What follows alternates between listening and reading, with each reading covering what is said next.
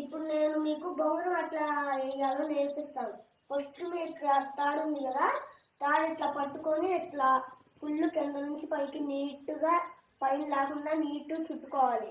స్పీడ్గానే చుట్టుకోవచ్చు, మెల్లగానే చుట్టుకోవచ్చు. చుట్టుకున్నాక ఇక్కడ చిటుకునే ఉంది కదా, చిటుకునేలు మధ్యలో పెట్టుకొని తాత ఇట్లా ఏలు దీని పైన పెట్టి తాత ఈ బొట్టు పెట్టి తాత స్పీడ్గా ఎట్లా అని ఎట్లా అనేయాలి. ఎట్లా వేస్తే మీకు బొంగరం వర్కౌట్ అయింది.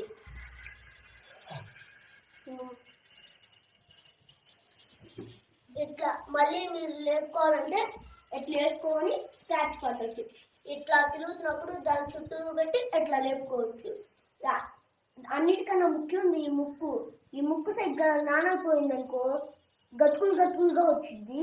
మీరు జాగ్రత్త చూసుకొని కొనుక్కోండి. ఈ మూత పెట్టుకోండి, సాంబ్రాణితో కాల్చుకొని పెట్టుకోండి. Good luck.